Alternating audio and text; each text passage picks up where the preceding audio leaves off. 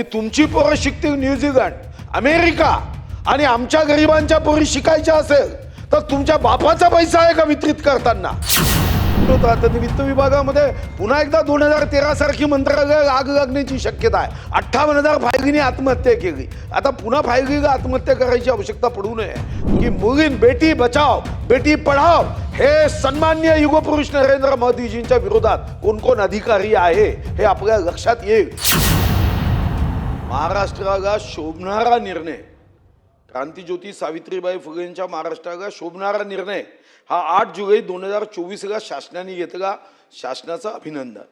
पण अध्यक्ष महाराज, निर्णय झाल्यावर ज्या काही अडचणी आहे त्या सोडवण्याच्या दृष्टीने मान्य मंत्री महोदयांनी अतिशय सकारात्मक उत्तर जरी दिलं असलं तरी बात सही है मगर दूध में थोड़ा दही है.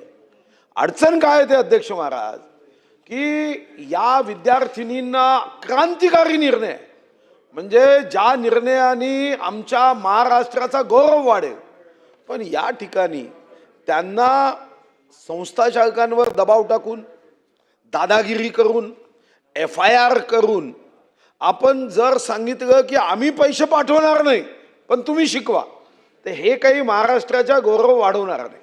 मग याला काय केलं पाहिजे? खरं तर आमचे चंद्रकांत दादा अतिशय अनुभवी आहे आणि विद्यार्थी क्षेत्रामध्ये त्यांचा एवढा अनुभव बोटावर मोजण्या इतक्या लोकांमध्ये आहे. डॉक्टरेट ऑफ स्टुडंट प्रॉब्लेम याच्यामध्ये डॉक्टरेट आहे. तर पहिला निर्णय मंत्री महोदय, वित्त विभागातून तुम्हाला पैसेच दिले जात नाही. तुम्ही आकडे काढा. जो निधी आउटले मंजूर होतो तो वितरितच होत नाही. तर पहिला मुद्दा की तुम्ही निगेटिव्ह ट्रेझरी सिस्टीमचा आग्रह का करत नाही? पुन्हा पुन्हा फायली पाठवायच्या. तर तुम्हाला स्वतःला अनुभव आहे की अनेक अधिकाऱ्यांचे मुलं मुली ऑस्ट्रेलिया, न्यूझीलंड, लंडन, अमेरिका शिकतात आणि महाराष्ट्रात गरीब मध्यमवर्गीयाचे पोरं शिकतात. त्यांना निधी देताना असं वाटतं की जसं काही यांच्या घरचा पैसा देतोय, यांची घरं विकतोय, सोनं विकतोय. SNDT युनिव्हर्सिटीचं चांगलं उदाहरण आहे. मुलींच्या शिक्षणासाठी करतोय. पैसे देताय का? 200 कोटी बजेटमध्ये आहे, वितरित नाही केलंय. CM साहेबांनी सांगितलं. म्हणजे कधीतरी याच्यावरही मला बोलायचंच आहे की तुमची पोरं शिकतील न्यूझीलंड, अमेरिका आणि आमच्या गरिबांच्या पोरी शिकायच्या असेल तर तुमच्या बापाचा पैसा आहे का वितरित करताना? आणि म्हणून मंत्री महोदय, तुम्ही निगेटिव्ह ट्रेझरी सिस्टीम करणार आहात का? AI चा उपयोग प्रदर्शनी, एक्झिबिशन, मग शिक्षण क्षेत्रात AI चा उपयोग नाही करता येत का? की तुम्हाला आर्टिफिशियल इंटेलिजन्स, कृत्रिम बुद्धिमत्ता, कारण आता माणसाच्या बुद्धिमत्ता कमी झाली, आता आपल्याला आर्टिफिशियलच वापरावी लागणार आहे.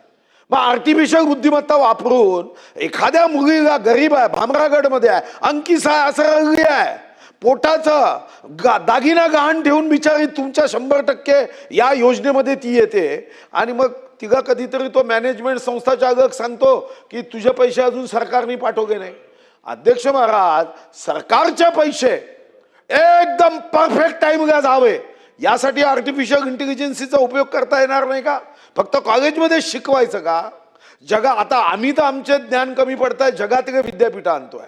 कारण ते एक काळ होता आमचा नालंदा तक्षशिलामध्ये चीनी प्रवासी येऊन शिकायचे. आता आम्हाला जगातले विद्यापीठ मुंबईत आणावं लागतंय कारण आमचं ज्ञान भंडार कुठेतरी कमी झालं. अध्यक्ष महाराज, मग माझा दुसरा स्पेसिफिक प्रश्न आहे की तुम्ही निगेटिव्ह ट्रेझरी सोबत AI चा उपयोग आपण करणार आहात का? आणि नंबर 3 ही माझी आग्रही विनंती आहे आणि तुम्ही अतिशय म्हणजे आमचे आदर्श नेते आहात.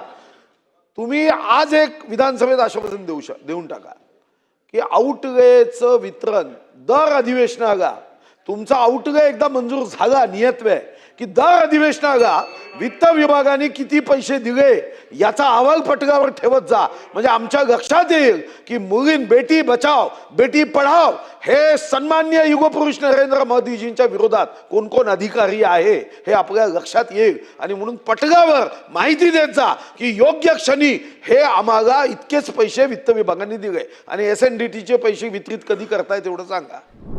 मान्य अध्यक्ष महोदय, मी अतिशय दाव्यानं असं सांगेन की ह्या वर्षी प्रामुख्याने प्रोफेशनल कॉलेजेसला लागणारी जी फी आहे, म्हणजे फी प्रतिपूर्ती आहे, ती आपण हा जो पहिला स्लॉट असतो जो आपल्याला 31 मार्चच्या आधी अर्धा द्यावा लागतो तो आपण दिला आहे. जो कमी पडला तो पुरवणीमध्ये मिळाला आहे, त्यामुळे पुरवण्यास सँक्शन झाल्यामुळे आता लगेचच तो देता येईल.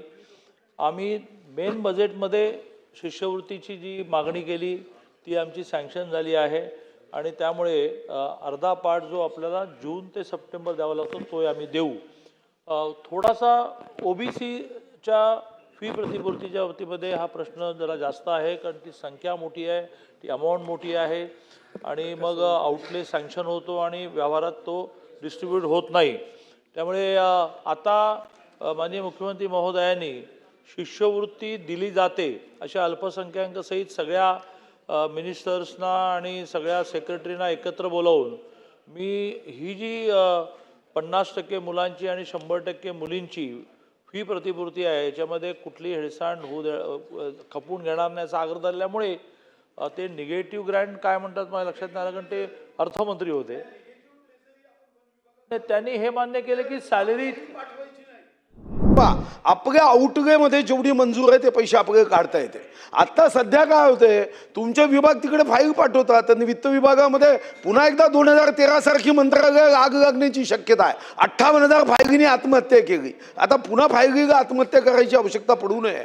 तुम्ही निगेटिव्ह ट्रेझरी सिस्टीम विद्यार्थ्यांच्या शिक्षणासाठी लावलीच पाहिजे, म्हणजे पैसे तुम्हाला ताबडतोब काढता येतात. मी सुधीर भाऊंकडून मधल्या वेळात समजून घेतो, कारण आता जर मुख्यमंत्र्यांनी त्यांच्या बैठकीमध्ये त्यांनाही ह्या प्रश्नाची बोच निर्माण होऊन सॅलरी इतकीच इक्वल प्रायोरिटी शिष्यवृत्तीला दिली असतानाही हा प्रश्न राहील का हे मी समजून घेतो सुधीर भाऊंकडून आणि त्याप्रमाणे आग्रह धरेन.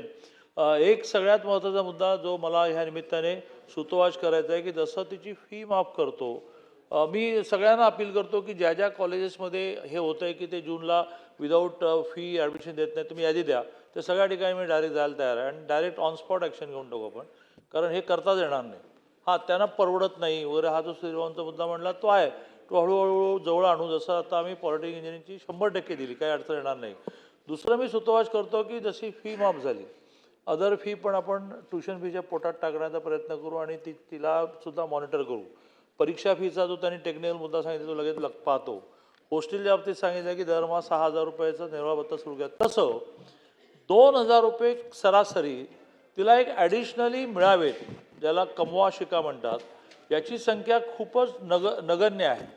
ती महाराष्ट्राची 5 लाख करता येईल का असा एक प्रयत्न आपला चालला आहे, की ज्यात विद्यापीठ काही कॉन्ट्रीब्यूट करेल, कॉलेज काही कॉन्ट्रीब्यूट करेल, सरकार काही कॉन्ट्रीब्यूट करेल आणि काही करून कॉलेजमध्ये किंवा विद्यापीठात तिला झालेल्या कामं, आणि कामं म्हणजे काय, त्या लायब्ररीत काम कर, लॅबोरेटरीत काम कर, कॉलेजच्या आवारामध्ये झाडं लावण्याचं काम कर, आजूबाजूच्या परिसरातल्या काही सामाजिक प्रकल्पांना जाऊन 2 तास वेळ दे.